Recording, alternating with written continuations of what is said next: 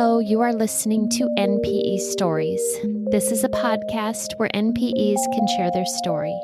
I am your host, Lily, and I found out I was an NPE through an ancestry DNA test that changed my life forever. NPE is a term that stands for not parent expected or non-paternal event. This means that one or more of our parents are not who we believe them to be.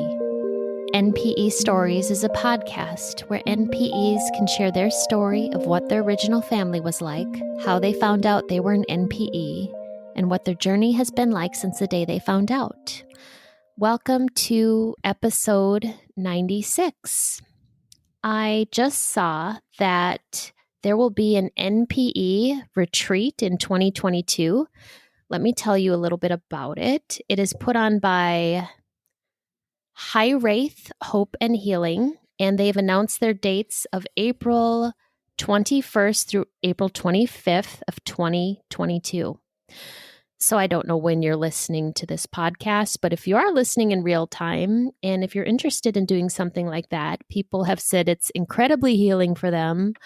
They have, they meet in this beautiful old house in Pennsylvania in the East Coast somewhere, and they get together and they have social time. And I saw a picture of them all drinking coffee today, and they said NPEs at sunrise. There's actually a retreat happening as I speak here in October of 2021. They facilitate, I think they even have mental health professionals come. Don't quote me on it. Maybe it's more meditative. I'm not sure exactly what they do, but people come out of there happy and connected and feeling loved. So I might even go to it. So save the date for April 21st through April 25th, 2022. I'll put the name of the group in the show notes, but the High Wraith is spelled Hiraeth. High Wraith Hope and Healing, and it's Aaron and Cindy. If you know who they are, I don't know if I could say their last names, but look them up. Okay, and then what else is going on? Oh, Right to Know, the advocacy group for misattributed parentage. Oh, and I should mention, I use the word NPE, but that retreat I just mentioned, that encompasses adoptees, donor-conceived individuals, late discovery adoptees, any and all of the above, anyone that's had a shock parentage later in life. This is for you. Right to Know. Right to Know, the advocacy group, you can find them at righttoknow.us. They have, let's see here, they had a little seminar on rejection. Their next one is put on by two, one's a donor-conceived individual and one is a NPE, and they are going to talk about healing through art, like healing through music. So you can look that up as well if that's something you're interested in the misattributed parentage community. And today we are going to listen to a story. I did have one more announcement before we get to this story. So this is episode 96, but on episode 100, I am planning a different format. I know I always like to have a story, and I invite someone on to share what's happened to them. On episode 100, just to honor 100 episodes, I'm going to do a different format. I'm working on something where I bring on some previous guests, and we're going to talk about our opinions, our thoughts, our feelings, emotions. We're going to make space for anger and sadness and healing. So episode 100, maybe in another month, will come out. It's going to be a little different. And on this podcast, my typical format is that we create space for an NPE to share what has happened to them. And today we are speaking with Jillian. Hi, Jillian. Hi there, Lily. Where am I speaking to you from today? I currently reside in Michigan. Oh, you do? Oh, so you have the fall colors changing just like me. I do. It's beginning to look beautiful out there. Michigan in the fall is just perfect. Oh, how nice. Oh, but you're still in Eastern time zone there? Yes, just about. Oh, I didn't realize. Okay. Well, nice to speak with you today. Thank you so much for being willing to share your story today. Thank you. I want to thank you because I've been listening to these podcasts religiously almost since my discovery, and I found them incredibly helpful. Um, they've made me feel not crazy at times, and it's made me understand one, that I'm not alone, and that two, there's very many ways that this affects people. So I think it's really helpful. Mm, yeah, thank you. Good. I'm glad you feel that way. Me too. Like whenever I hear someone's story, yes, I feel like, gosh, I get it. We have our little Hmm. community of nodding heads, and I'm right there with you.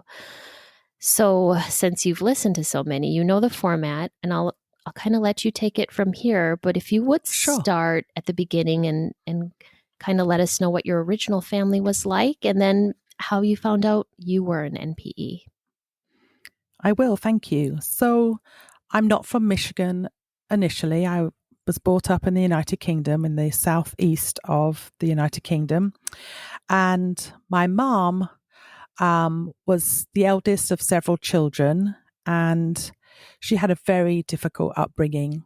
To say the very least, I would say that there was emotional and um, sexual abuse. And of course, that was in the 50s and 60s. And basically, that sort of thing was behind closed doors, brushed under the rug, and nobody talked about it. So when I tell my story, I always reference back to the fact that she had a really difficult life, and perhaps that played into some of her decision making. Mm. So I was led to believe that my mom met somebody where she was at work, and he was a married man, and they had an affair and decided they wanted to be together. And so they moved in together.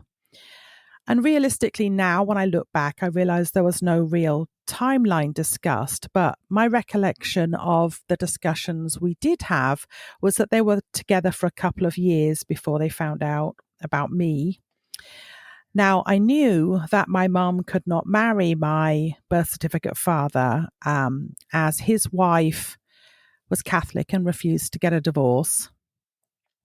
And my mum told me that she knew that wasn't a possibility. So she just had her name legally changed and she wore a wedding ring. And they had this very romantic exchange of vows in bed one morning.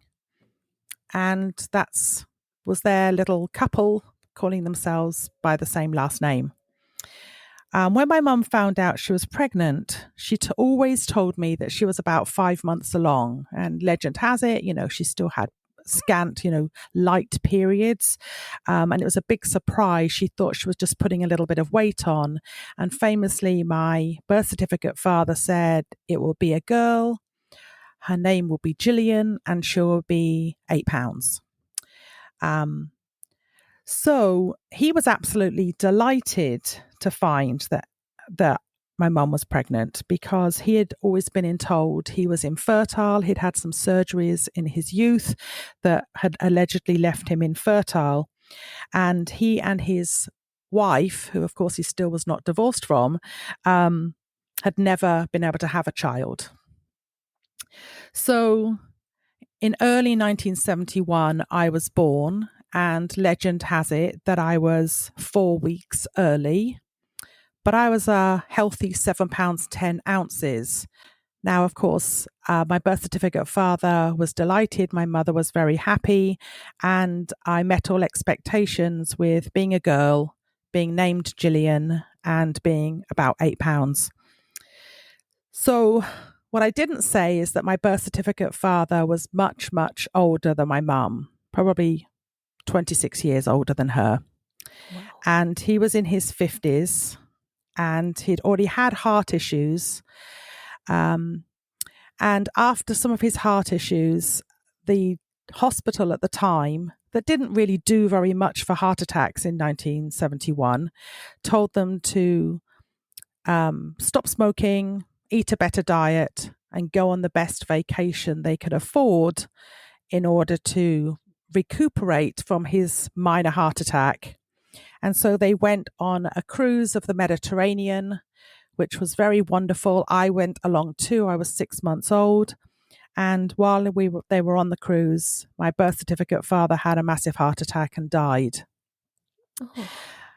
So my mom she was 28 at the time, but I would say she was in a lot of ways naive and didn't ask a lot of questions about what would happen and could they repatriate his body or anything like that. In fact, he was buried at sea just 4 hours later. Mm. And then they told her when she got to Italy that she needed to get off the boat and make her way home, which she did. And so now she was a single mom, widowed, allegedly, right? But she wasn't actually married, with a 6-month-old baby. And so I was just a baby. And I think she panicked a little. So she married somebody else a couple of years later. And he was basically a most terrible man. She actually married him legally twice because after they were married, it turned out he had another wife and he was basically, the police came and accused him of bigamy. So he got a divorce and then she married him again. But he was abusive, physically abusive. He was a terrible alcoholic. He gambled every penny that they had away. And ironically, he stood up in church on a Sunday as a pastor and preached the gospel. And the rest of the time, he was just a terrible, terrible person. So much so that my mom was pregnant with his child, actually twins, and he beat her so severely that she lost my brother's twin. Yeah. It was very sad. And at the time, she was, stuck with this man, it would seem. So she had my half brother in 1974. And we had several terrible years of watching my mum be beaten. I must say she was not a very, she wasn't very smart sometimes to protect herself. She would antagonize him. I remember very vividly, he'd been away for several days drinking and gambling and he turned up. And I remember her throwing a cup of coffee on him, asking where he'd been. Well, that resulted in a terrible, terrible beating that I witnessed. And as I got older, I used to think, why did she throw the coffee on him?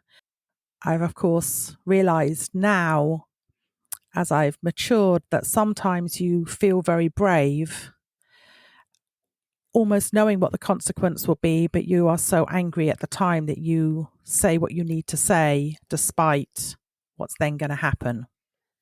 So eventually, when I was about 8, they divorced. And of course, that was a very good thing. But I think my mom struggled at that point to have 2 children. She had to work full time. And so she moved us to live with my grandparents. Well, if you think back to the beginning of my story, you'll know that living with my grandparents was probably not the safest place to take a young girl and her brother. Now, to my recollection, nothing happened to me. But I think talking to a couple of my aunts, that I was being groomed along the way, but I wasn't quite old enough to where he became incredibly interested in me. And fortunately or unfortunately, it was very sad. My grandmother died very unexpectedly. And at that point, I think my mum realized she couldn't be sure to keep us safe. And we ended up homeless for just a few days. But then living in England, there's a lot of socialized programs. And we basically moved into what I think America would call the projects. But it was a brand new development of houses. And it was actually very nice as socialized housing situations go. Anyway, several boyfriends later, they would come and they would go. They wouldn't live with us or anything, but they would be around. My mum then married the most lovely man.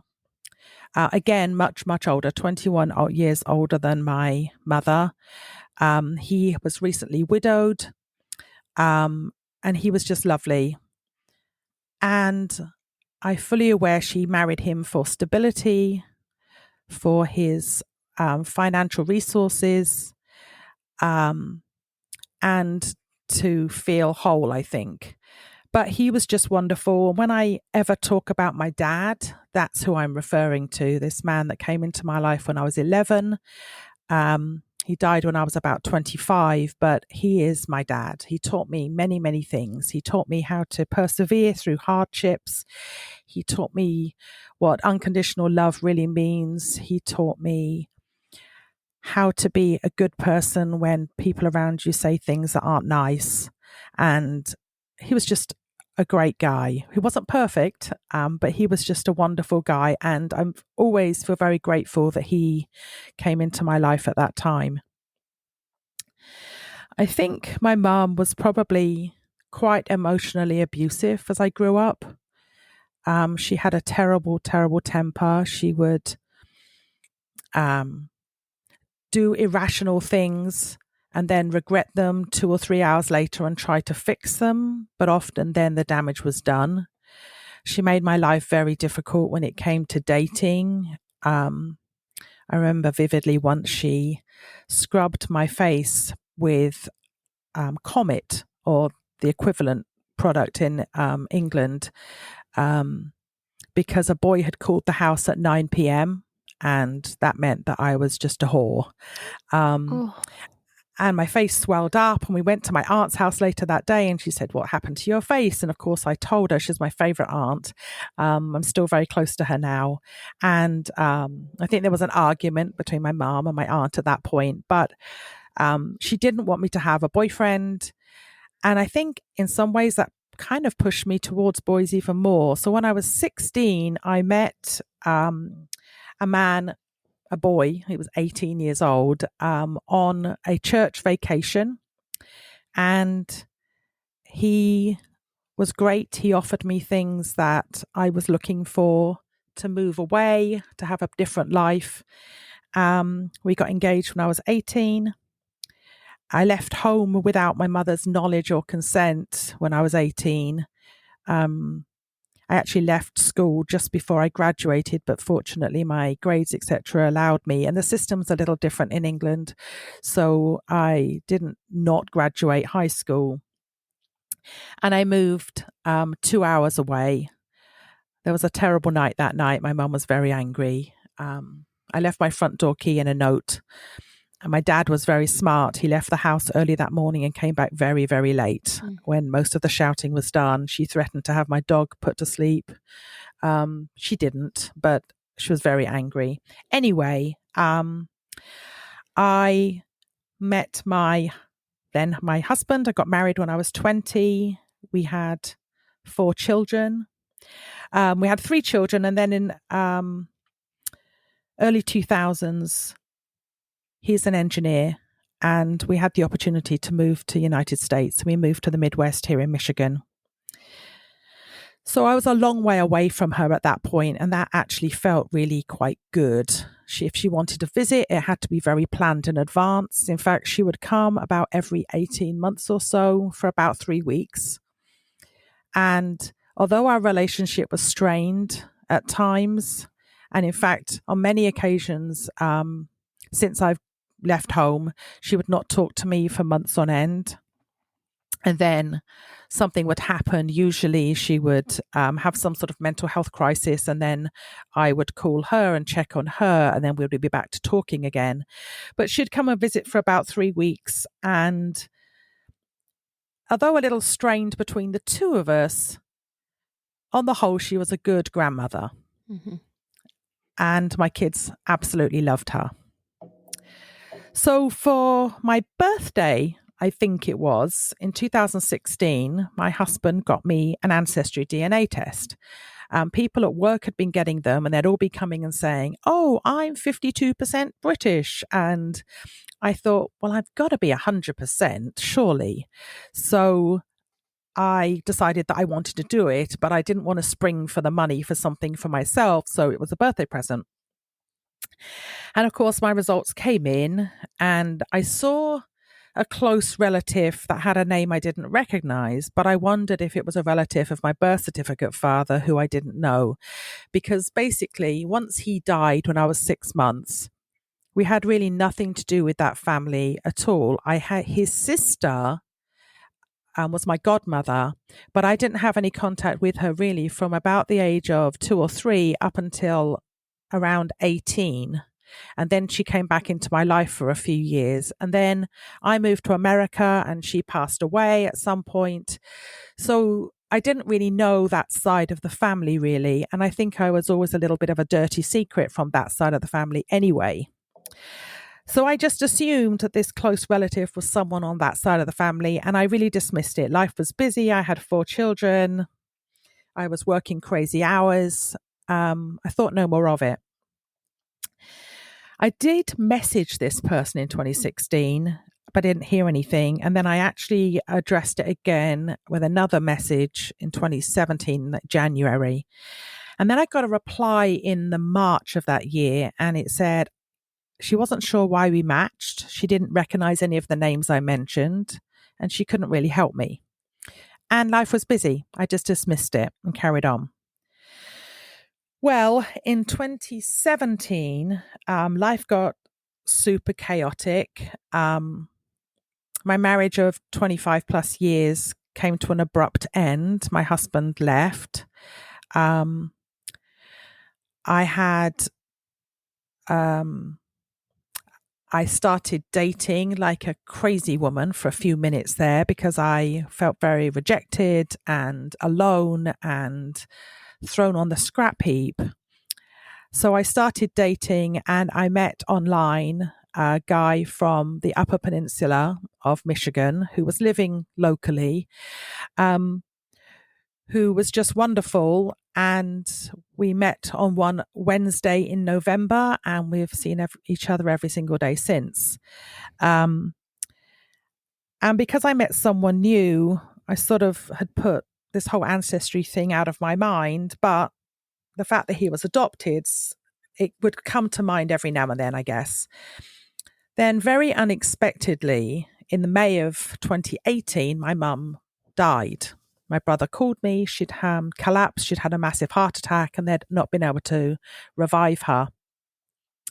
And she was very active. She had a lot of back problems and some psychological problems, but had never had a heart problem in her life. And she suddenly died. It was very shocking. She was working still. And of course, I then have to deal with going back to the United Kingdom. We have to do a funeral from a very long way away. I had to start working through probate. She did not leave a will. Tried to sell her house. It was a very stressful time, and dealing with the sudden loss of a mother who I was not really very close to. I think I would describe it as I love my mom, but I didn't like her very much. And of course, my children were very upset their beloved grandmother had died. It sort of got me going through a strange time in my life because I suddenly realized I had no living parents. And here I am in my late 40s with no living parents, which happens to a lot of people, but I think it's shocking when it does happen to you.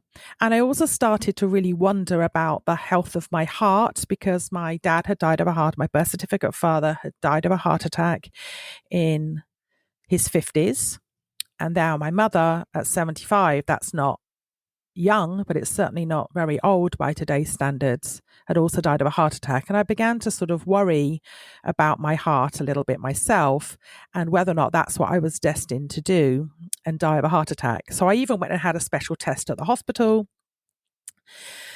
And then I started thinking about the DNA matches again and about how perhaps there's people on my birth certificate father's side that I could get in contact with and know more about him because I really knew very little. I've got a couple of photographs and that's it. I sent off for his death certificate, so I knew the coordinates of where he was buried at sea. You know, I was pretty invested in trying to work out more about that side of the family. But when I looked at the DNA results, they made less and less sense to me. So this has brought me to the spring of 2019. And I should say, during 2018, not only did my mum die, but I had a big demotion at work through not really any fault of my own, but it was very shocking at the time. And my divorce was final. And 6 weeks later, I married my lovely husband. I had major surgery. It was one of those years that I probably wouldn't want to repeat, but most of what happened was good overall. And I'm now in the spring of 2019, just reeling a little bit from the 12 months that I've just lived through. And I decided to send a message to the person that was my next closest match. And it looked like it might be the daughter of the closest match. And I got a reply back that basically said, yeah, you messaged my mum a couple of years ago and we don't know what you're talking about. So I felt like I'd hit a little bit of a brick wall, but I decided to send a message to the next person down as well. And that person replied back that he had no new information. And so I felt that I had hit a brick wall. Well, then, of course, I found the Facebook pages for NPEs. And I wasn't sure that I was an NPE at this point, but it was the only thing that I could feel like might make sense was if the names I was looking at were there because they weren't related. I didn't realize how they were related to me. And I started reading more about it on Facebook, lots of great people there with great information. And I started, color coding things and looking at the different numbers and learning more about centimorgans and that sort of thing. And then I realized that this close match was either my aunt or a half sister. So I mentioned in a post on the Facebook page that I was stuck because I thought that perhaps either this lady's brother might be my father or her father might be my father. And age-wise, it was potential for either. One would have been about 10 years younger than my mum when I was conceived, and one would have been 20 odd years older than my mum. But as we know, my mum liked her older gentlemen. So, of course, one of those wonderful DNA search angels springs up in my messenger, and I would say within 2 hours had my answer for me. She told me that it had to be this lady's father was my biological father, as I had no DNA that was matching anybody on the mother's line, meaning it could not be her brother. So at this point, bearing in mind I'd already contacted this lady a couple of times, I contacted my aunt, who was a teenager when all this was happening back in the 70s. And I said, what do you remember about that time? And interestingly, she said, oh, no, your mum just came home and said, I'm moving in with a married man. And then a couple of weeks later, she said, oh, and I'm pregnant. Was this aunt your mom's sister? Got it. Okay. Yeah. About 14 years younger. So, of course, I was very surprised because I thought they'd been together for a couple of years when all of this happened. But she said, oh, no, she just came home. And in fact, my grandparents were so upset about it all that they went and visited the wife of my birth certificate father.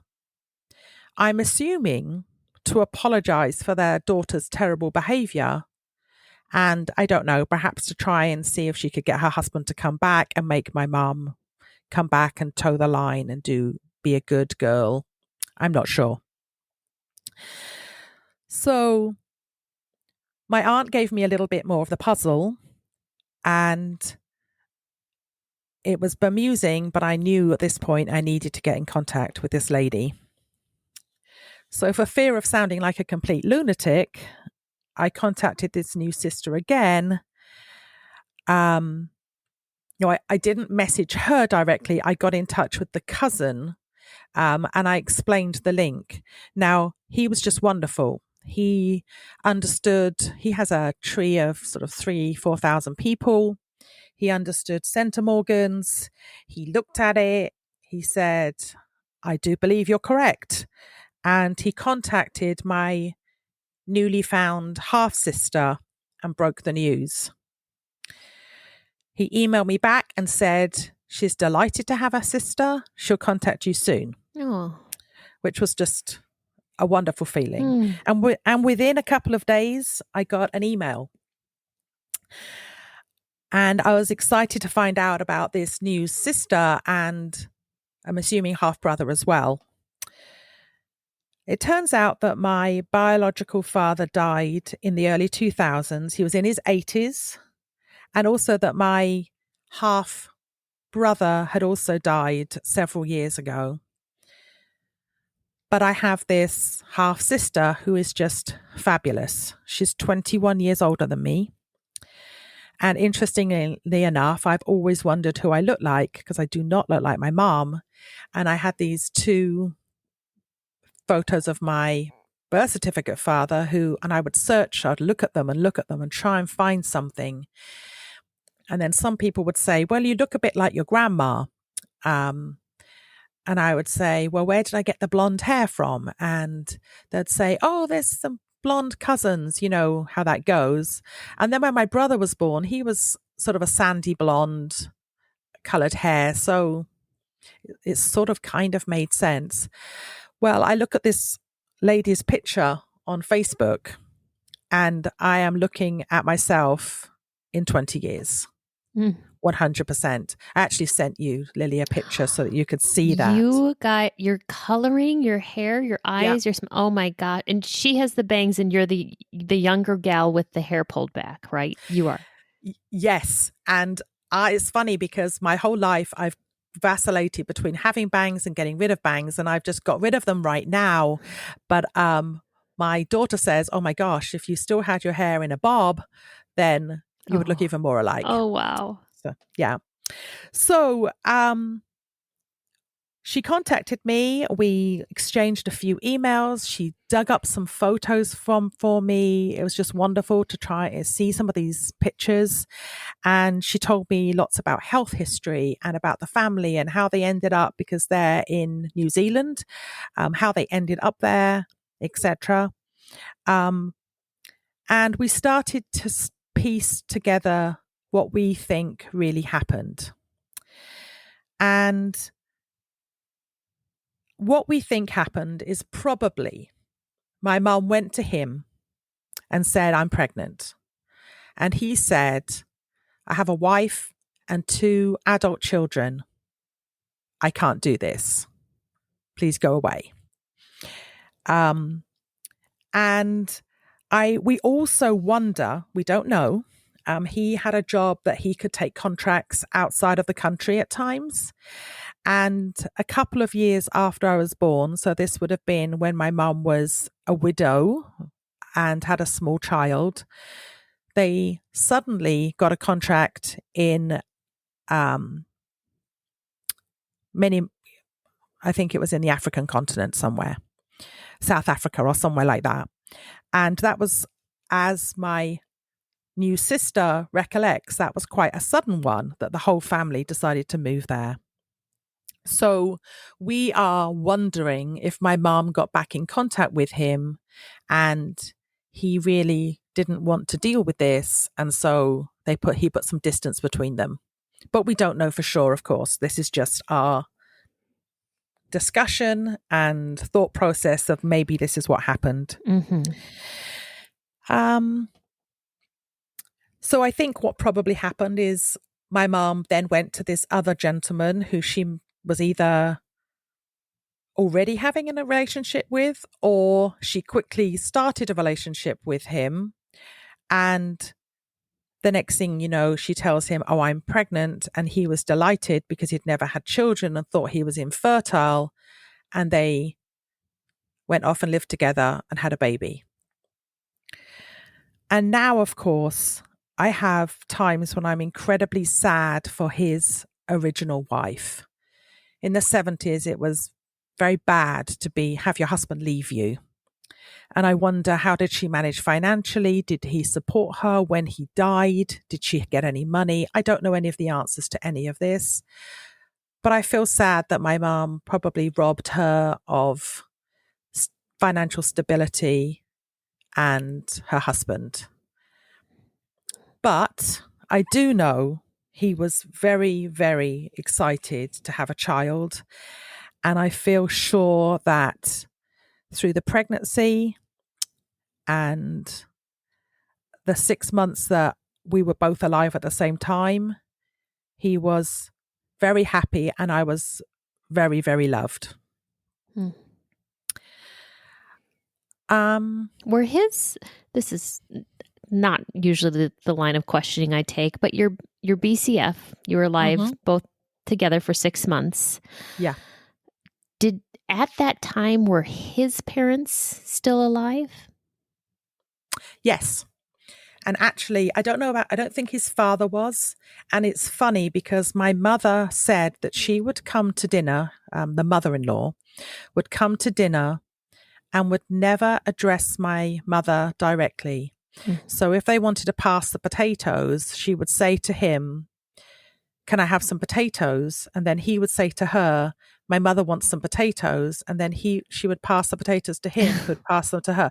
I can only imagine how uncomfortable these meals were. But I'm sure she was not impressed with this young floozy who was putting the cat among the pigeons.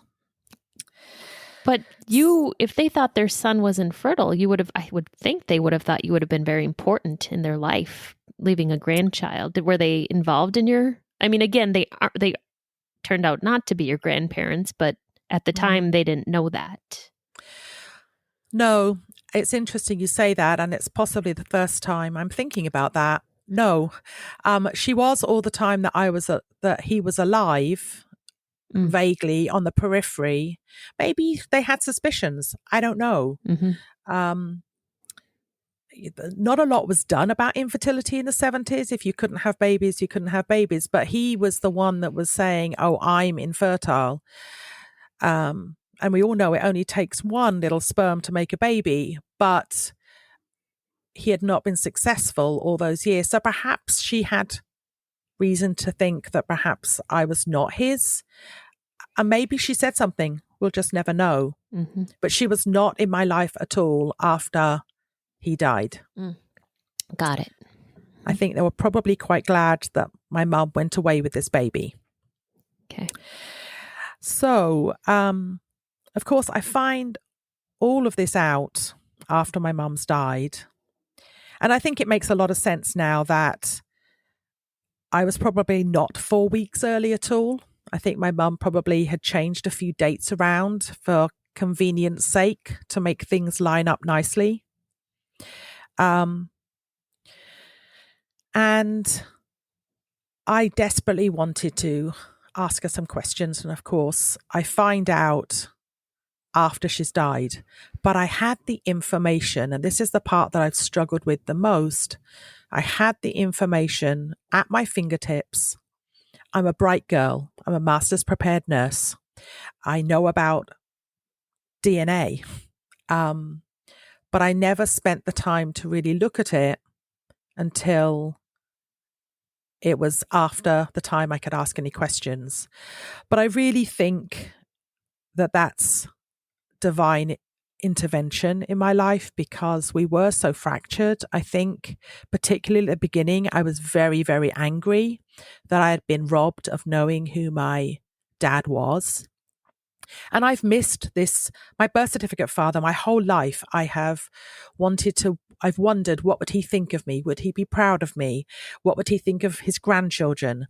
And this mythical father figure out there, that I was just a poor little girl whose daddy died. And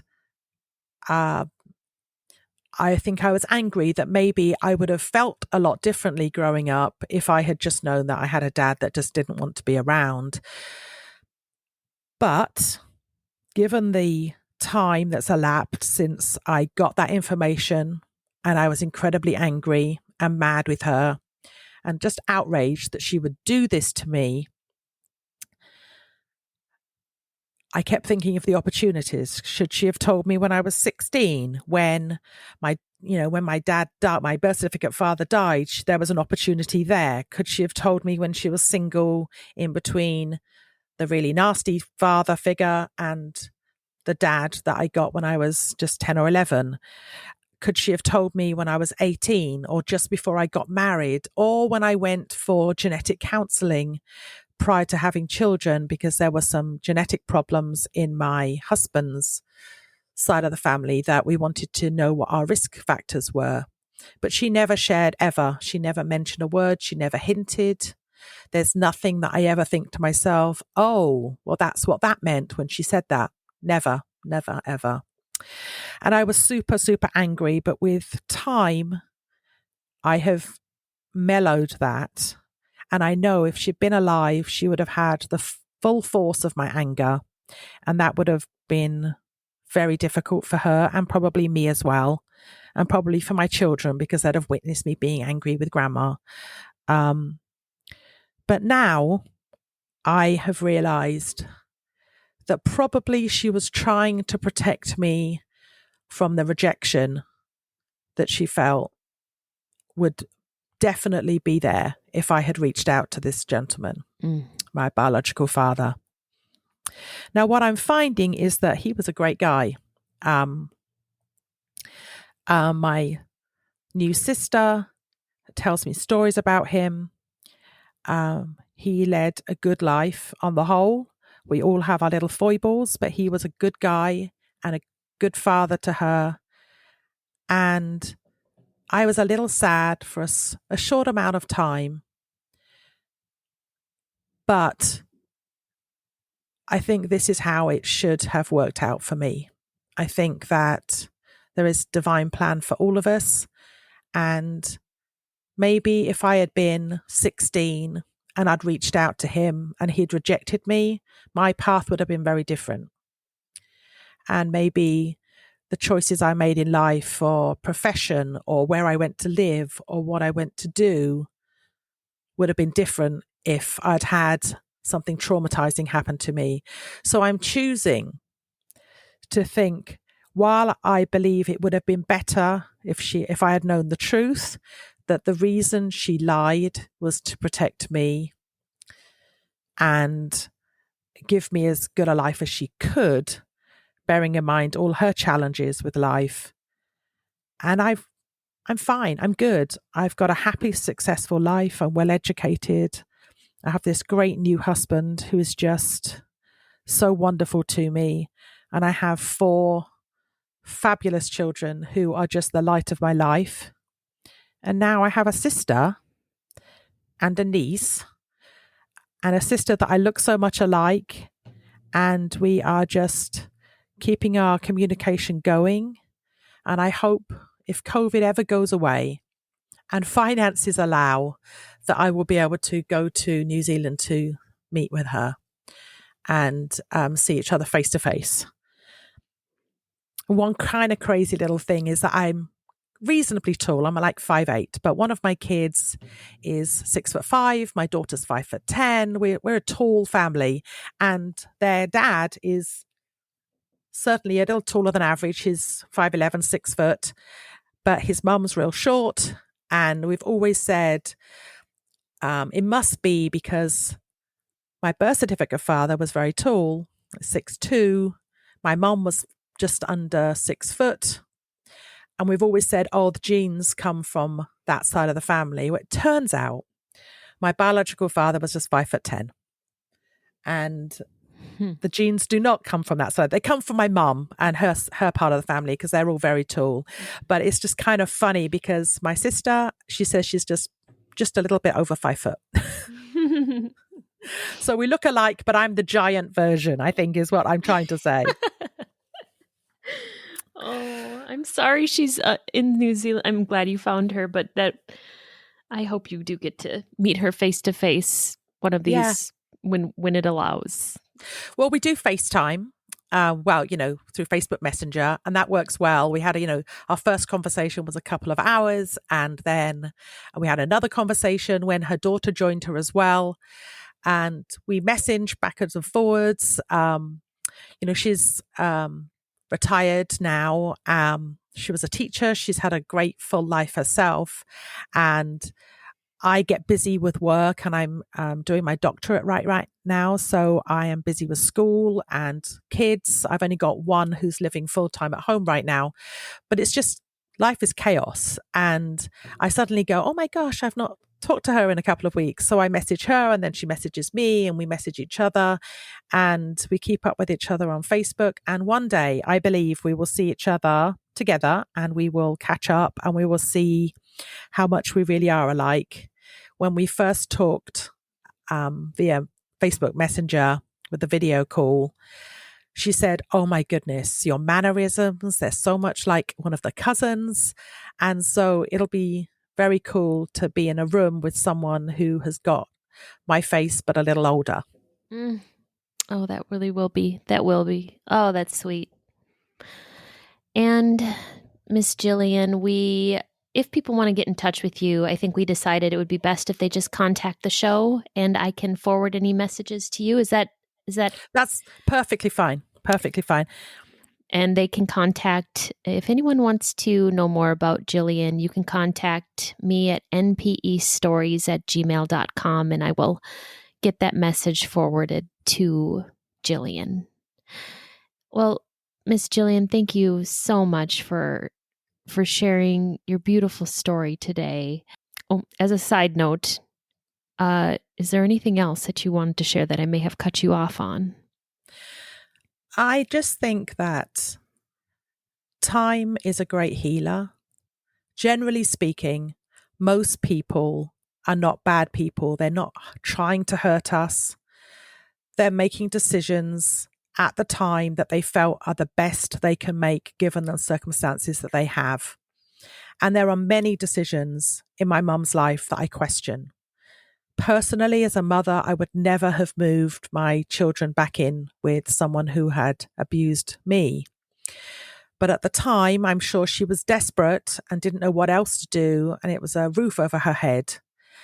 And so I try, as time goes on, to look for the good in people and try very hard to assume the best, because I think human nature is to assume the worst sometimes. And for all the demons my mum had, for all the hurt she bestowed on people, particularly my birth certificate father's original wife, I think she tried the best with what she had. And she wasn't perfect, and she made big mistakes. But I am who I am because of my experiences in the last 50 years. And I might not be the person I am today. I might not have met the people that I met. I might not have the children that I have. And I wouldn't want to change any of that, because they're all perfect in their own right. And they are the best part of me. And I hope that other people who perhaps are feeling super angry right now with their story, that given time, you might be able to see that perhaps this was how it was meant to be, and people weren't trying to hurt you in particular. It was just a split-second decision they made on any given day, and they went along with it because it's just too hard to go back and change things once you've said certain things. Doesn't make it right, doesn't make it perfect, but it makes it the truth that you're now living. So I'm pleased I know what happened. Of course, I wish I knew more.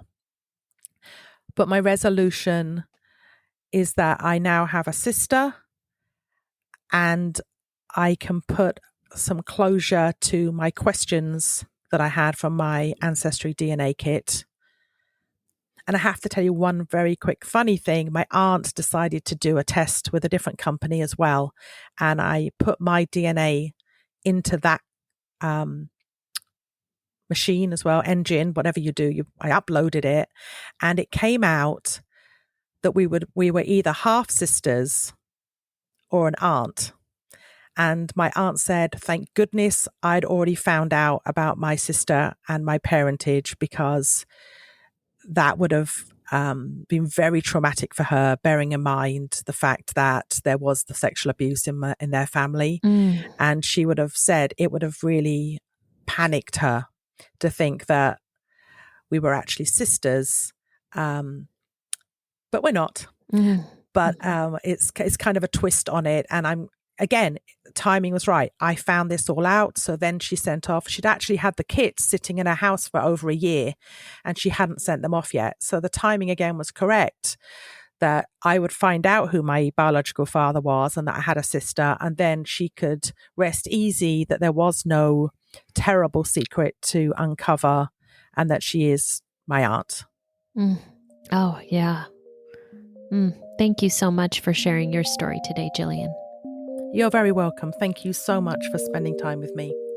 These stories are here for us to identify with.